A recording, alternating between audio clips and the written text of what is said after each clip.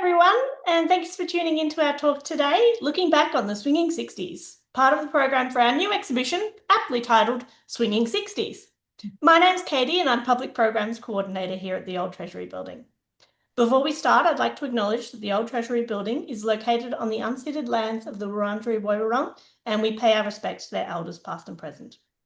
Today, Margaret Anderson is going to explore life in the 1960s and ask, did Victoria really swing in the 1960s?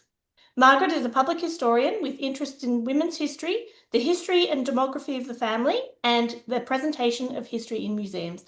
And she's also director of the Old Treasury Building. Thank you, Margie. Thanks, Katie, very much. And thank you all of you for tuning in today. So as Katie said, we're going to be looking back on the Swinging Sixties. And I thought I'd start by asking all of you, what comes to mind when we think about the Swinging Sixties? Is it fashion, the miniskirt, or for men, the psychedelic shirt, remember those? Or is it music, the Beatles, the Rolling Stones, Johnny Farnham, Normie Rowe? Does street protest come to mind? Or do we actually think more nostalgically about full employment and a buoyant economy? In truth, the 60s was about all of these things and more.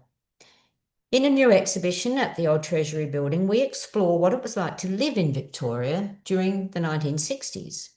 We ask, was Melbourne a swinging city? And what did that mean? So in this presentation, I'd like to reflect on those general questions before delving into some aspects of life in the 60s in a bit more detail. Now, many remember the 1960s as a turbulent decade, in contrast to what is sometimes called the conservative 1950s. The 60s are associated with changing ideas, youthful rebellion, and social experimentation. New music, new fashions, new attitudes to authority created what was called at the time the generation gap, as young people sought to distance themselves from their elders and to claim a place of their own in the culture and politics of the nation. For the young, what mattered was to swing, whether that was on the disco floor or on the street. And in many respects, this was a global phenomenon, at least in the Western world. When the folk singer Bob Dylan recorded The Times They Are A-Changing in 1964, he seemed to speak for a generation. Now, unfortunately, we can't play any of that song to you today because the royalties are just prohibitive. But perhaps I can remind you of some of the lyrics, which left the older generation in no doubt whatever that as far as many of their children were concerned, their time had passed. New ideas and new social conventions were in play. Now, I'm not going to sing it, you'll be relieved to hear. Come, mothers and fathers throughout the land, and don't criticise what you can't understand. Your sons and your daughters are beyond your command. Your old road is rapidly ageing. Please get out of the new one if you can't lend a hand, for the times, they are a-changing. Now, the fact that the 1960s is remembered as a time for the young is not entirely cultural. It is also demographic. Young people were much more visible in society for the simple reason that there were far more of them, as the baby boom of the 1950s grew into the youth boom of the 1960s. By 1971, almost 40% of Melbourne's population was aged under 21, a dominance that would never be repeated. The only other time in Melbourne's history when the population was this youthful, and perhaps not even then, was during the height of the gold rush in the 1850s. In 2021, by contrast, that same age group comprised only 17%. Young people were also more prosperous than ever before. Full employment and rising wages meant that many young people had money to spend, and marketers took full advantage. Teenagers and 20-somethings were identified as specific market segments as early as the 1950s, and that expanded in the next decade. Young people had their own magazines, fashions, and music. And for the first time, many also had their own money with which to buy them. Now, looking back on the 1960s, there are events that stand out even after all this time. Baby boomers will remember the tour of the Beatles in 1964. Even those who are not able to go to a concert themselves still remember the Beatlemania, as it was called, that gripped the city as the famous mop tops arrived. There was already a thriving pop music scene in Melbourne by the early 1960s, but the hysteria that surrounded the Beatles tour was unprecedented. The Beatles began their career in Liverpool in 1960, but shot to stardom in late 1962 with their first hit song, Love Me Do. By June 1964, when they toured Australia, they were international stars with a huge global following. When they arrived in Melbourne on the 14th of June 1964, thousands of fans were held back behind barriers at Essendon Airport, while an estimated 250,000 lined the road from the airport to the city. The crowds who assembled outside Melbourne's new Southern Cross Hotel, where the Beatles were staying, were so huge and so unruly that mounted police were needed to control them and to rescue those who were injured in the press of people.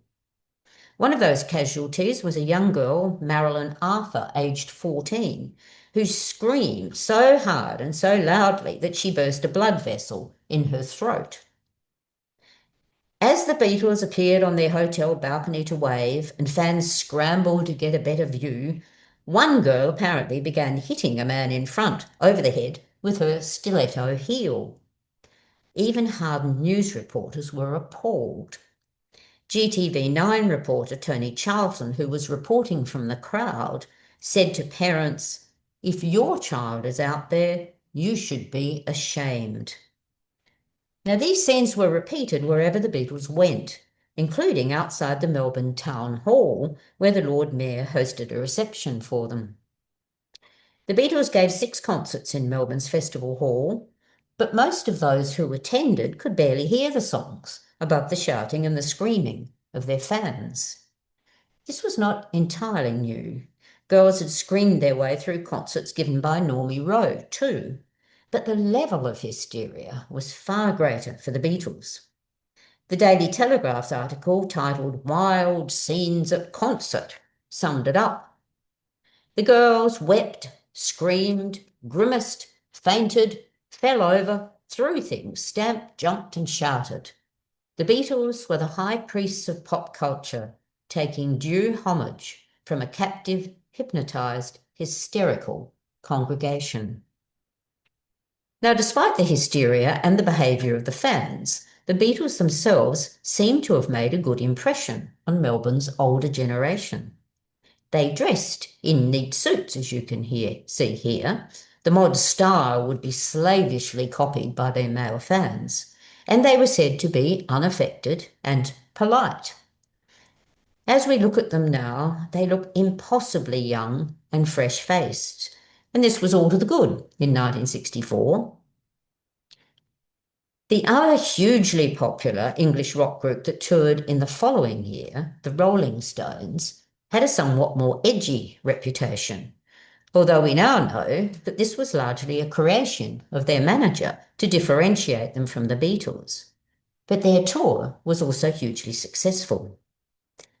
By this time, Melbourne was well established as a hub for Australian rock and pop music, where all the action is, man, as one devotee put it. Local artists like Normie Rowe, John Farnham, and The Strangers gave regular concerts, and the city was a magnet for musicians around the country, with up to 40 live music gigs every week. Music tastes and sounds developed throughout the decade, influenced by new technologies and emerging drug culture, and increased youth involvement in the political scene.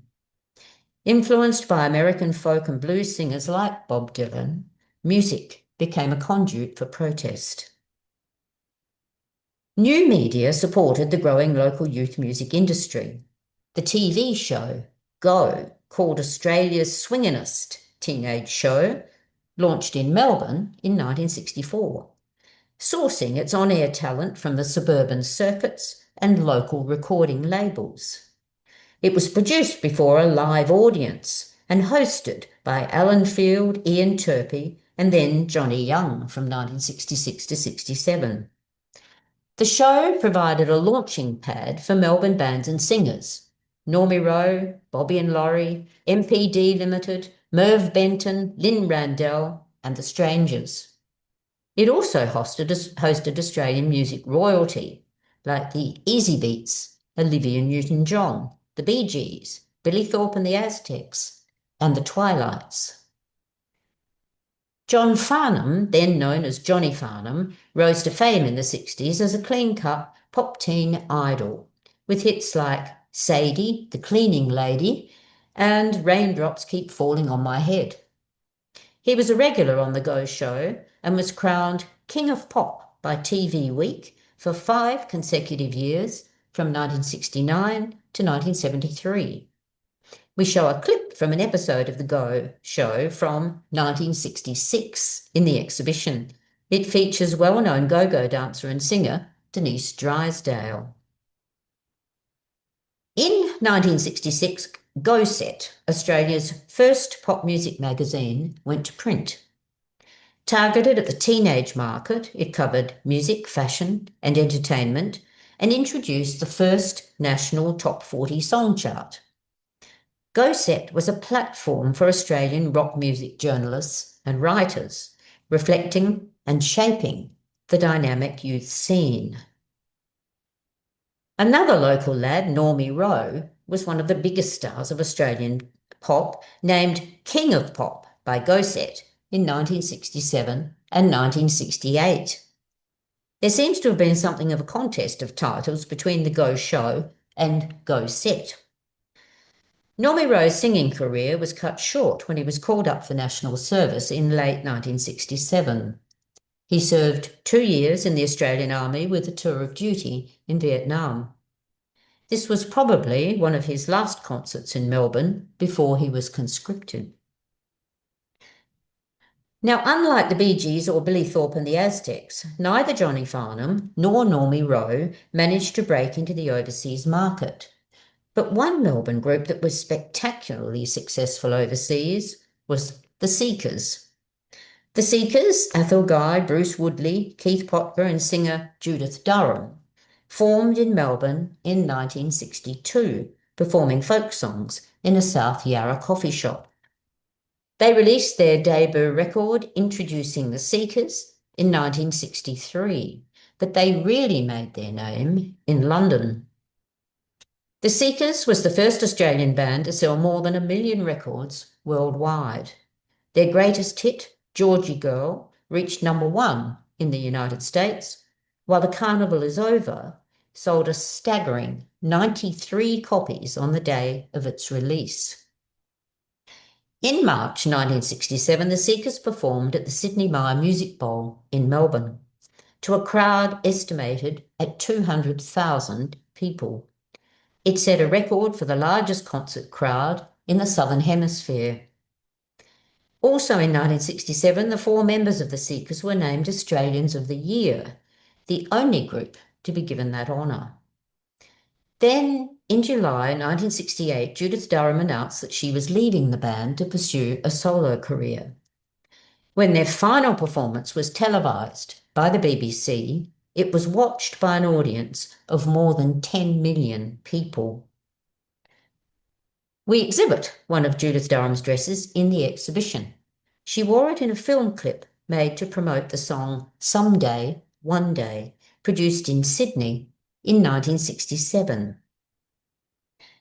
And yet, the 60s was not all rock, pop and folk. We tend to forget that alongside the Beatles, one of the most popular musical performances in Melbourne in the 1960s was the Rodgers and Hammerstein musical, The Sound of Music, starring Australia's golden girl, June Bromhill.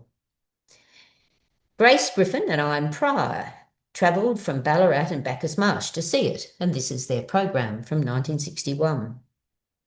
From 1965, the film adaptation starring Julie Andrews and Christopher Plummer captivated Victorian audiences. Many went to repeat screenings. The Sound of Music broke box office records in 29 countries worldwide, including Australia. It was the most successful film shown in Australia in the 1960s, and that included the Beatles film A Hard Day's Night, released in 1964. Now, young swingers had a choice of dance venues in Melbourne. By the late 1960s, several discotheques operated in the city centre. Located in converted CBD buildings, bands played live music into the early hours of the morning. The two best-known discotheques were the opulent and rather royally named Prince Albert George Sebastian II, popularly known as Sebastian's, in Exhibition Street, and Victoria and Albert's, known as Bertie's, on the corner of Spring and Flinders Streets. But it was the Thump and Tum that claimed to be the go-to place for swingers. Go to be seen at this swingin' fruggin' scene, its advertising said. Go to be seen at this swingin' fruggin' scene, its advertising ran. The frug was an energetic dance craze in the mid-60s, by the way. In the 1960s, discos were not licensed, and any drugs had to be smuggled into venues. Marijuana, or known as weed, cocaine and psychedelic drugs were all sold legally in Melbourne, though heroin was not much in evidence until 1969. In the mid-1960s, some dance venues attracted adverse publicity for a very different reason. Rival groups of youths, distinguished by their dress styles and music preferences, sometimes clashed outside music venues, to the great concern of the press and police.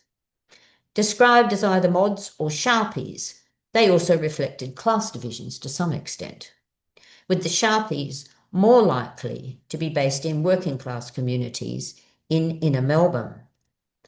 Some venues catered exclusively to one or the other group, heightening tension between them. Meanwhile, new technologies allowed young people to listen to their music wherever they were. Transistor radios powered by batteries were released in about 1955.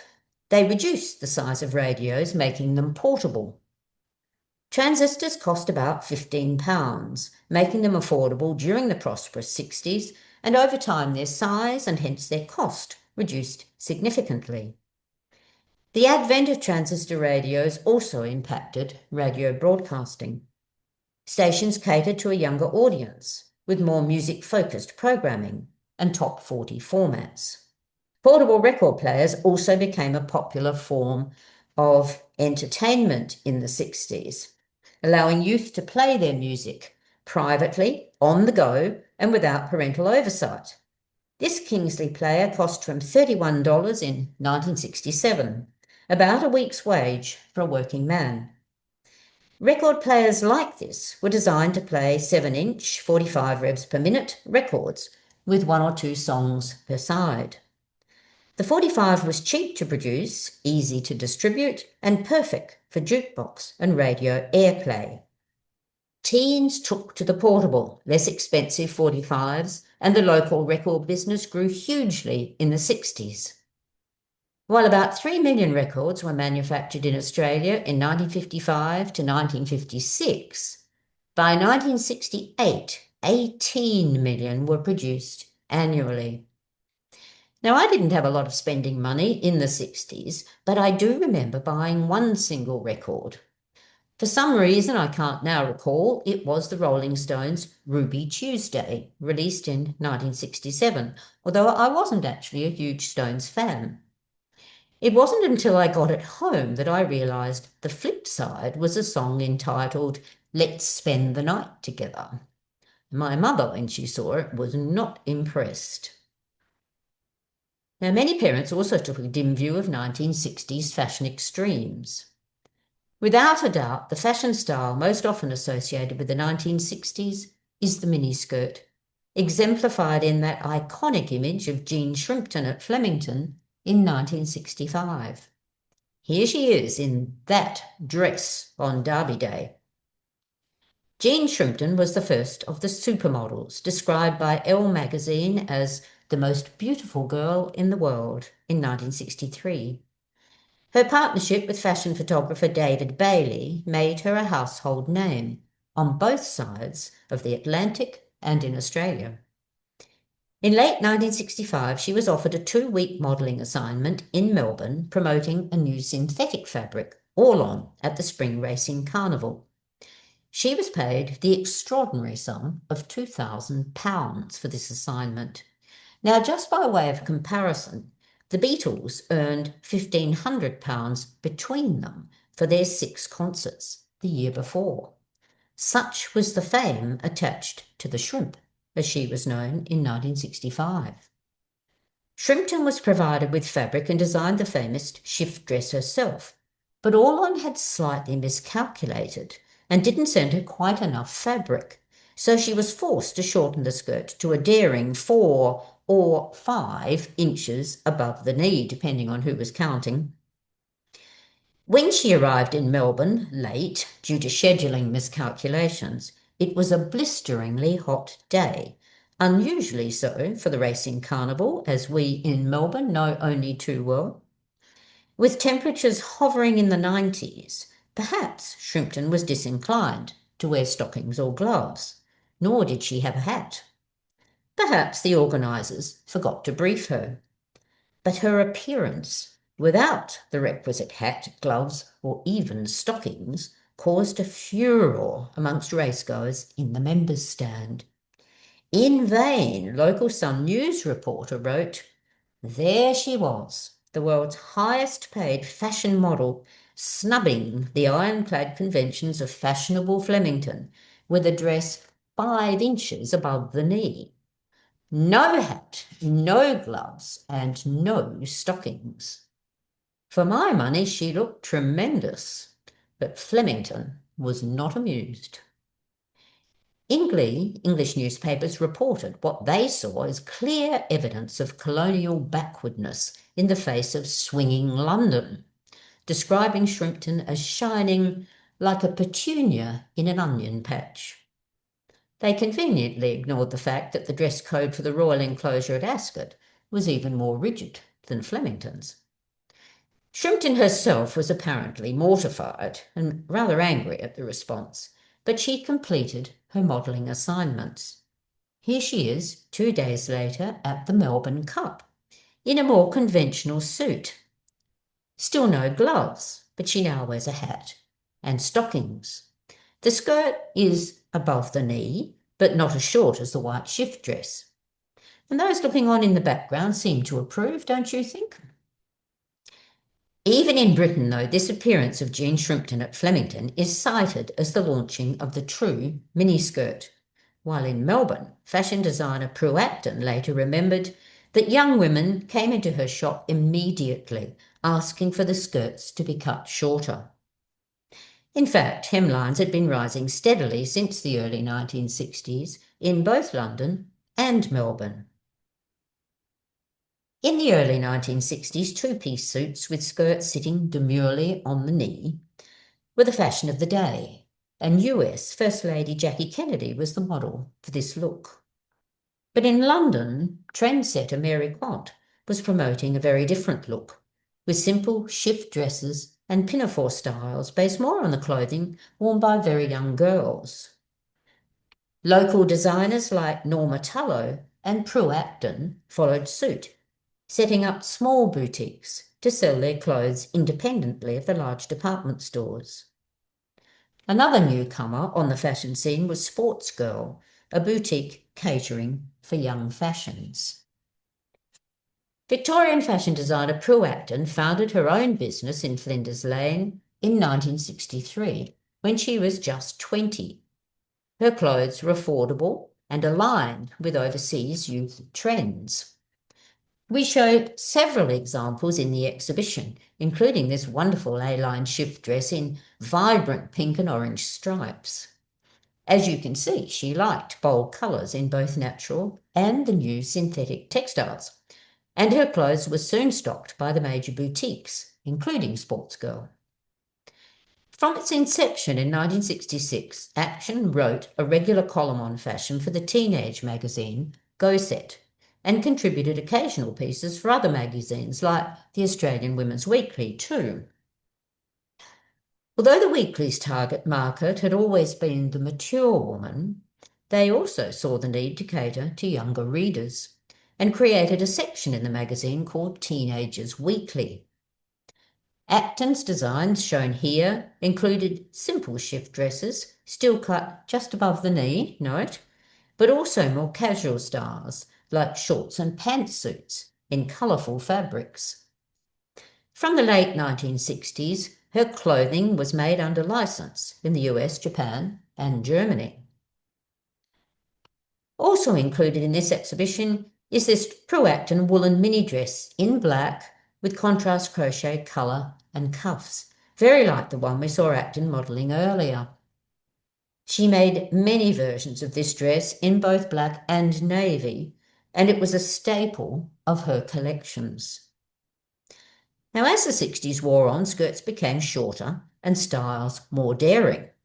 Designers also experimented with new fabrics, including vinyl and even some plastics. These hot pants were popular by the end of the decade for those who had the figures to wear them. These pants date from 1969, and they were often worn with long white boots. By this time, long-line skirts and coats known as maxis were an alternative fashion, as we can see from this lime green linen maxi coat, which was worn over a micro-mini pinafore dress and acrylic jumper. By the end of the 60s, the mini was extremely short and was often referred to as a micro-mini. Now, remembering all the fuss about Jean Shrimpton's short skirt in 1965, it's amusing to note these outfits worn at Flemington in 1969. What a difference a few years makes. Both women are wearing hats and stockings, if no gloves. Now, great care was required in bending down or sitting in skirts as short as these. Much younger girls were educated to take an interest in fashion through a newcomer to the toy range, Barbie, the fashion doll. Barbie was the first departure from the baby doll model, designed to train girls to be mothers.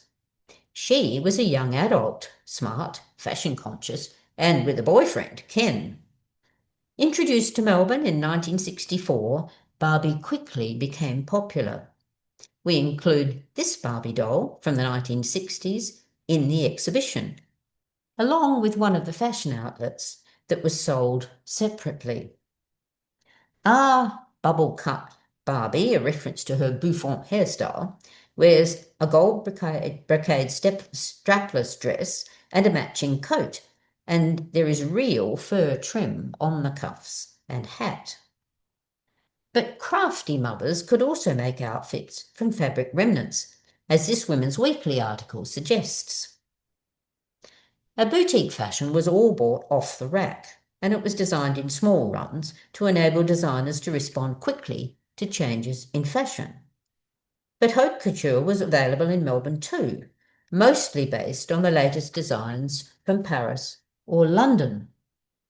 This lovely evening gown was designed by Ralph Samuel, co-owner of Hartnell of Melbourne, a Flinders Lane fashion house specialising in haute couture.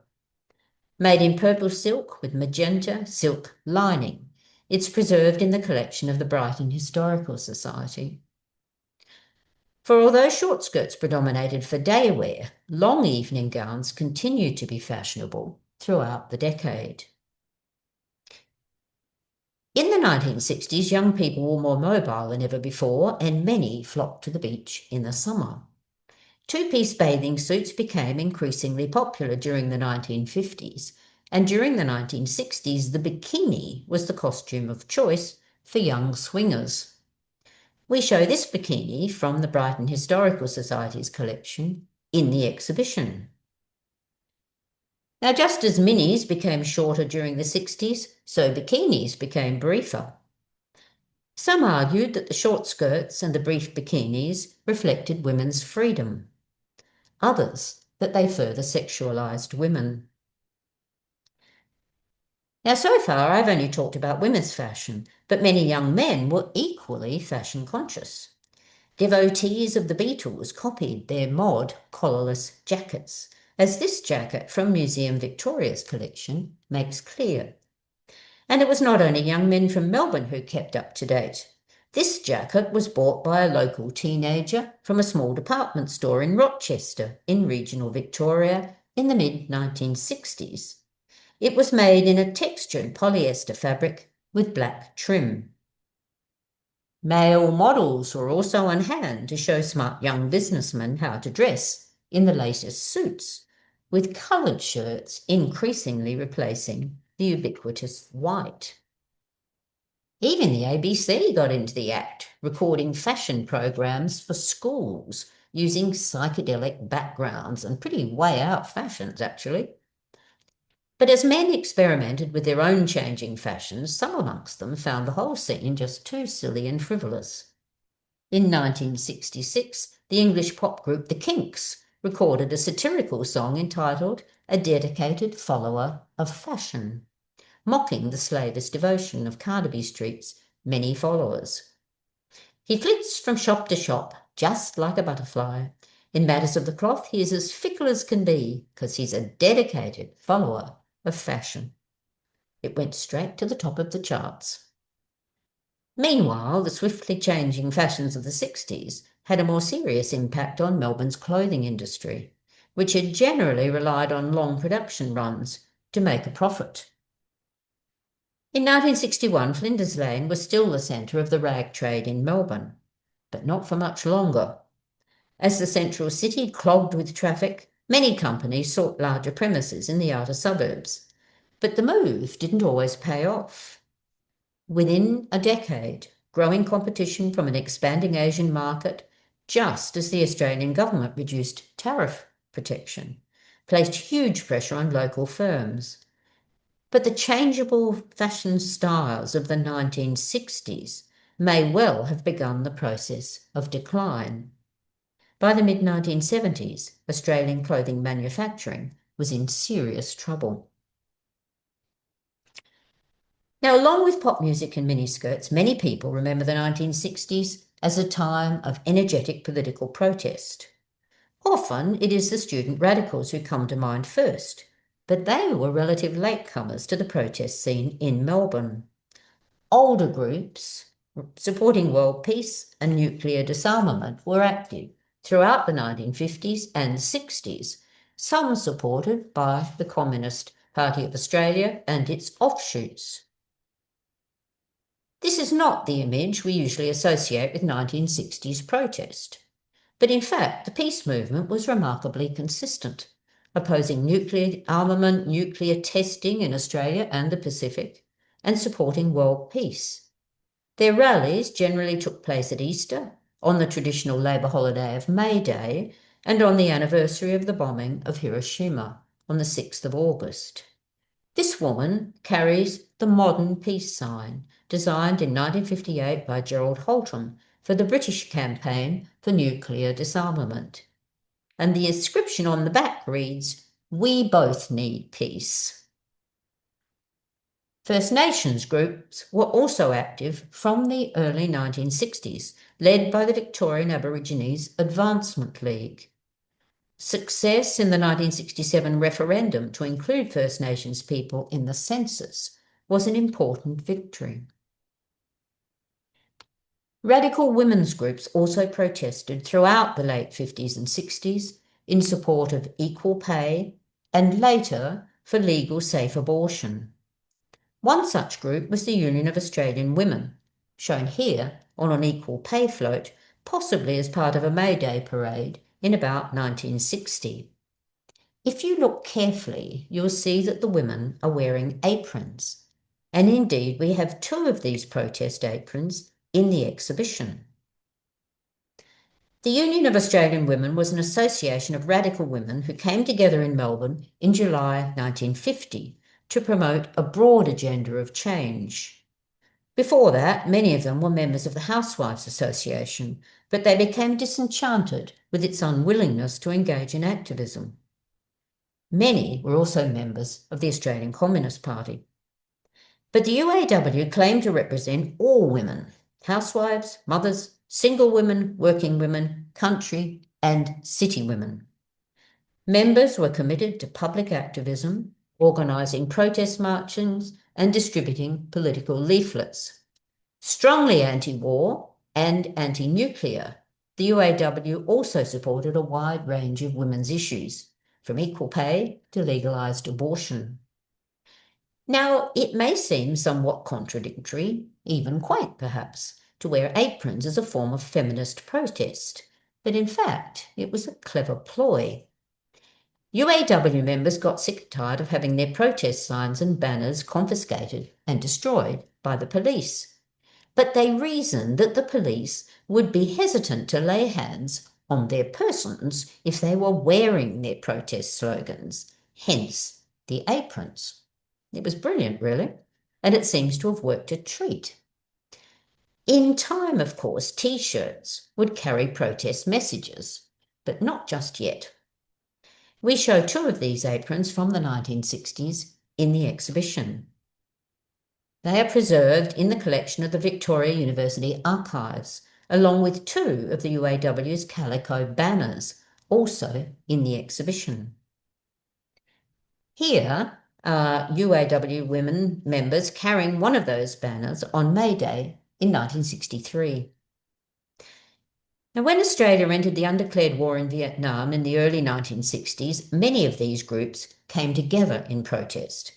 But their opposition increased manyfold when the Australian government introduced conscription in 1964. This saw a random selection of 20-year-old men called up, as it was called, to serve 2 years in the Australian Army. From 1966, those conscripts could also be sent to fight in Vietnam. The conscription ballot worked literally by drawing a random number of birthdays from a ballot box, much in the way the lottery was drawn, and it was soon known as the birthday ballot. Those whose birthdays were drawn were sent call-up notices, like this one issued to Russell Edwin Vernon on the 6th of February 1966. It required him to register for national service by a given date. Deferrals could be granted for a range of reasons, and in this instance, Russell was granted indefinite deferral on the 6th of March 1966. Now, the Vietnam War and conscription in particular saw a range of new protest groups emerge. One of the first and best known was a group known as Save Our Sons, many of whose members had sons of conscription age. Save Our Sons was formed in 1965. It was soon joined by a range of youthful protest groups centred on the university campuses of Melbourne and Monash. The main challenge facing these groups was the general conservatism of much of the Australian population, especially in the international context of the Cold War. Politically, the mood of the 60s was consistently conservative. Robert Menzies led a succession of Liberal country coalition governments in Canberra from 1949 to 66, and he was succeeded by Harold Holt, John Gorton and William McMahon, until Conservative dominance was finally broken by Labor's Gough Whitlam in December 1972. Victoria followed a similar pattern, dominated by the very conservative Henry Bolte, who held office continuously from 1955 to 1972. Bolte consistently opposed the trade union movement and disapproved of political protest. Notoriously anti-intellectual, he also resisted reform on a variety of social justice issues, including the abolition of the death penalty. Now, although a sizable minority, young people were not eligible to vote until they turned 21, a potent issue in the conscription debate. The voting age was not finally lowered to 18 until 1973, for both federal and state elections. Australia's political conservatism reflected, at least in part, the dominance of the so-called Cold War in international relations. As the Soviet Union tightened its control on much of Eastern Europe in the wake of the Second World War, Australia shared the concern of many Western nations at what was widely seen as the global creep of communism.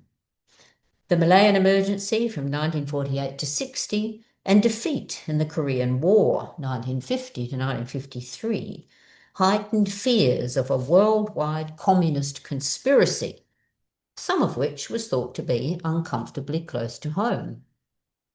Those events helped to explain why the Australian government was prepared to commit troops to join the United States in the undeclared war in Vietnam, and to take the highly controversial step of introducing conscription. Even on the left of politics, an anti-communist faction within the Australian Labor Party, opposed to what was seen as communist dominance of the trade union movement, gained ground in the early 1950s. This rival movement, as it was called, was initially based in Victoria, where it was supported by the Roman Catholic Archbishop Daniel Mannix, a staunch anti-communist. A combined sectarian anti-communist push ultimately saw a rival party, the Democratic Labour Party, formed from former members of the ALP and other conservatives. And this split in the ALP in 1955 helped to keep Labour out of office throughout the 1960s. Cold War anxiety was fueled throughout the 1950s and 60s by a succession of events, including the Petrov Affair of 1954. Vladimir Petrov was a Soviet embassy official and a member of the notorious KGB. His defection in Australia in April 1954 confirmed fears of Soviet espionage activities in Australia and resulted in a Royal Commission on Espionage. Graphic press photographs showing burly Soviet officials trying to bundle his wife, Evdokia Petrov, onto an aircraft to be returned forcibly to the Soviet Union seemed to confirm popular perceptions of Soviet oppression. And global events maintained popular anxiety. The construction of the Berlin Wall, separating East from West Berlin, was completed in 1961, and the plight of its citizens served as a constant reminder of the oppressive power of the communist state. The hated wall was finally demolished by citizens from both sides in 1989. Then in 1962, the world held its collective breath as the United States and USSR faced off over Soviet nuclear missile bases on the island of Cuba in the Caribbean Sea south of Florida. Known as the Cuban Missile Crisis, the confrontation brought both nations perilously close to nuclear war. As a primary school child in 1962, I still remember the palpable fear that Australia might be swept any moment into World War III. And recent scholarship reveals that this was, in fact, a very real possibility that was avoided in one crucial moment by sheer luck. At home, Australia's newly established security office, the Australian Security Intelligence Agency, known as ASIO, formed in 1949, focused much of its attention on monitoring the activities of the Communist Party of Australia. Many trade unions, social justice organisations and individuals also attracted its interest. ASIO routinely photographed protest marches in Melbourne throughout the 1960s, identifying individuals taking part. Many activists had ASIO files at this time. And yet, even at the height of anti-communist feeling, an attempt by the Menzies government to ban the Communist Party failed, with the narrow defeat of a referendum held in September 1951. Although many supported Australia's involvement in Vietnam at first, attitudes increasingly polarised. Some who otherwise supported the war opposed conscription, while support for the war itself also declined as the decade wore on. Young activists were increasingly evident, from the mid-1960s. Protest placards like this one, "No vote, no voice, no choice," emphasised the fact that those called up were considered too young to vote, but could be sent against their will to fight in a foreign war. From the mid-1960s, young men protested by burning their ballot cards in events choreographed for the newspapers and television. This photograph shows Andy Blunden burning his ballot card in the street in front of Prime Minister Harold Holt's house in Melbourne in March 1966.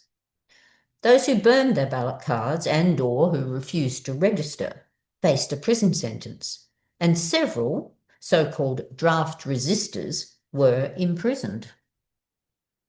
This photograph shows a large group marching down Sydney Road towards Pentridge Prison in 1968, with placards demanding "Free John Zarb." Zarb was imprisoned for 2 years for refusing to enlist. In the 1960s, protesters also had access to a range of new technologies that helped to get their message across. Early duplicating machines, Roneos and Gestetners were commonplace in offices and helped to duplicate leaflets quickly and cheaply. New forms of ephemera also emerged. Car stickers were printed in bright colours with catchy slogans, like some of those shown here from the State Library Victoria's collection, with slogans like "Make love, not war," or "Wreck the draft." They helped to transform the family car into a mobile vehicle of protest. Large protest badges were also printed in their thousands. Now, this was not a new form of protest, but these badges were larger and more colourful than ever before. We show a selection in the exhibition. By the late 1960s, the tide of public opinion was beginning to shift against the war. Quite possibly, television played a part in this, along with the growing protest movement. Although only 5% of households owned a television set when broadcasting began in 1956, by the end of the 60s, this had risen to 95%. It was an entertainment revolution. And many now chose to source their news from televised broadcasts. The Vietnam War was famously the first televised war.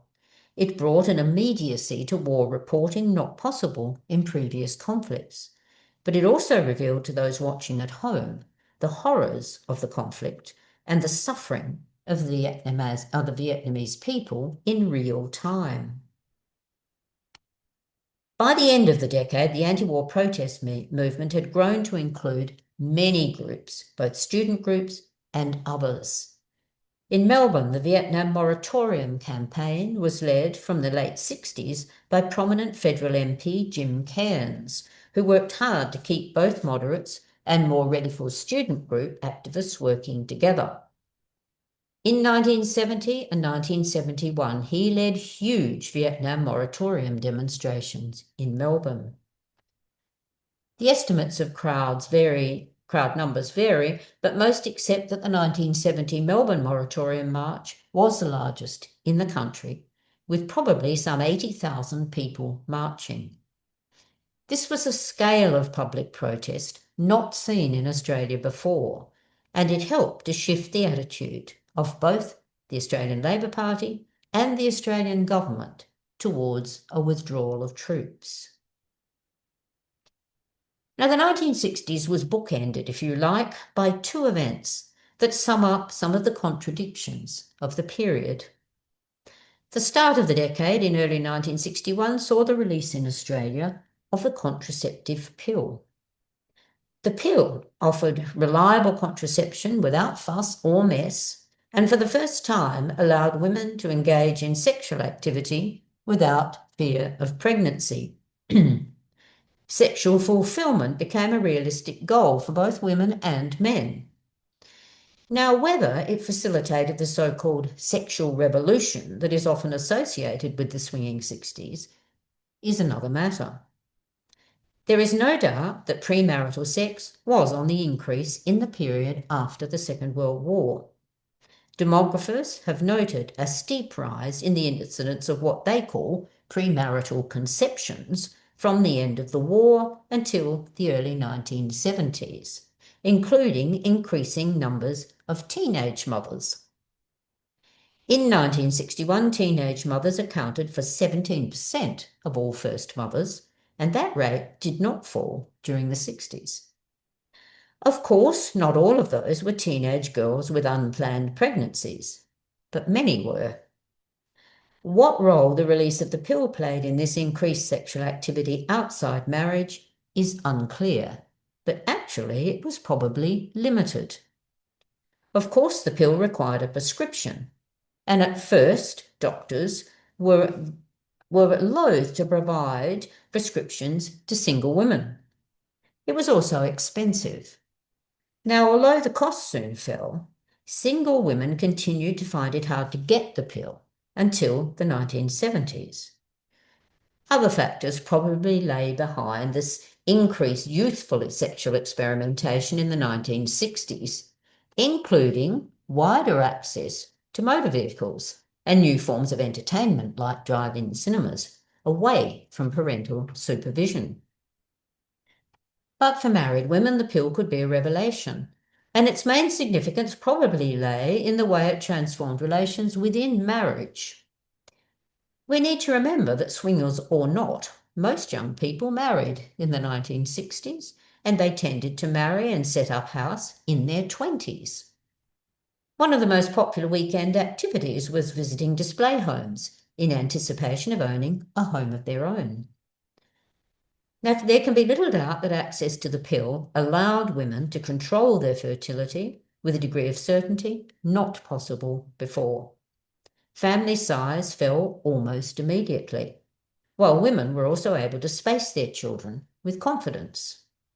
Freed from the ever-present fear of pregnancy, women were able to express themselves sexually for the first time, and that may well have removed one of the greatest barriers to marital harmony afflicting earlier generations. But for those unmarried women who became pregnant, the choices in the 1960s differed little from those in earlier decades, despite the changing times. For both the young woman and her family, unmarried pregnancy was a shameful event.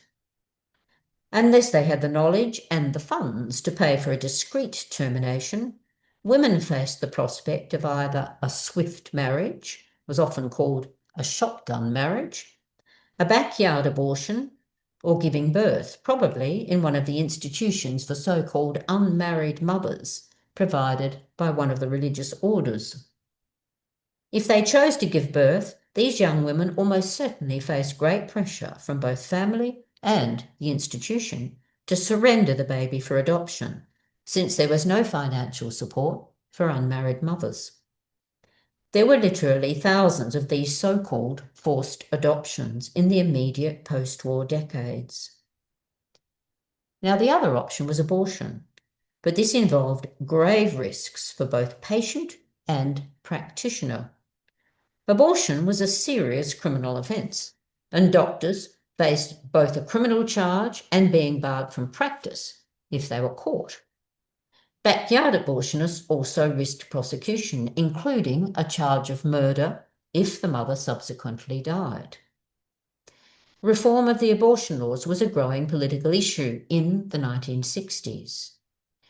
Now, although termination early in a pregnancy in a medical clinic was a relatively quick and safe procedure, backyard and self-induced abortion continued to exact a dreadful toll on women's lives.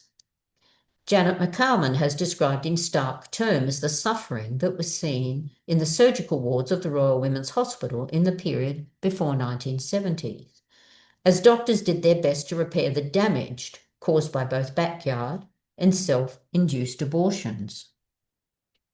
Desperate women syringed their wombs with laundry detergent, disinfectant, copper sulfate, or high-pressure hoses. They inserted sticks, knitting needles, or umbrella ribs through the cervix in attempts to force expulsion of the fetus, often causing septicemia. By the time they presented at the hospital, these women were usually desperately ill. The Women's Hospital could see as many as 20 or 30 such cases every day. Sickened doctors worked alongside feminist organisations to campaign for legalised abortion. And this was the ugly side of the so-called sexual revolution, prompting us to pose the question, a sexual revolution for whom? We show some of the implements used to induce abortion in the 1960s in the exhibition, alongside early packaging of the pill. Finally, in 1969 came a breakthrough, not from legislated reform, but from a new interpretation of the existing law. In the Victorian Supreme Court hearing into Regina versus Davidson, Menhemet judge ruled that abortion was justified legally if, quote, necessary to preserve the physical or mental health of the woman concerned, provided that the danger involved in the abortion did not outweigh the danger which the abortion was designed to prevent. Now, it took some years, but by the late 1970s, the rate of non-medical abortion was negligible, and the teenage pregnancy rate also fell precipitously. Few now remember this important event. It was eclipsed in 1969 by another event that almost everyone either remembers or knows about, and that was the landing on the moon by the US spacecraft Apollo 11, and that famous moonwalk by Commander Neil Armstrong. All Victorians who could gathered around a television set to watch in fascination and awe as this small step for a man appeared in a grainy image on the screen just before 1 o'clock. I remember being allowed to go home from school to watch it on television. It encapsulated the hope that technology then represented, helping to balance the ever-present tension of the Cold War. So what can we decide about the 1960s in Victoria? Did Melbourne really swing? Well, yes, in many ways it did. For the young, new fashions, new music, and a new political awareness defined a generation in a way that distinguished it from their parents. And however qualified the sexual revolution might have been, in time it would provide more freedom to both sexes. The women's liberation movement of the 1970s grew out of women's disillusionment with radical politics of the 1960s. The flip side of the 60s was its continued political conservatism and lingering social conservatism too. Much of the change set in train in the 60s would not be realised until the 1970s, what historians have called the long 1960s. Swinging Sixties is on display now at the Old Treasury Building and is free to visit Sunday to Friday, 10 to 4. I hope that you'll come in and decide what you think about the Swinging Sixties. Thank you. Thank you, Margie. That was really wonderful. An excellent companion to the exhibition. And yes, absolutely everyone should come and see it. Thank you all for listening, and we hope to see you in the museum soon. Thanks, Have a nice day. Katie.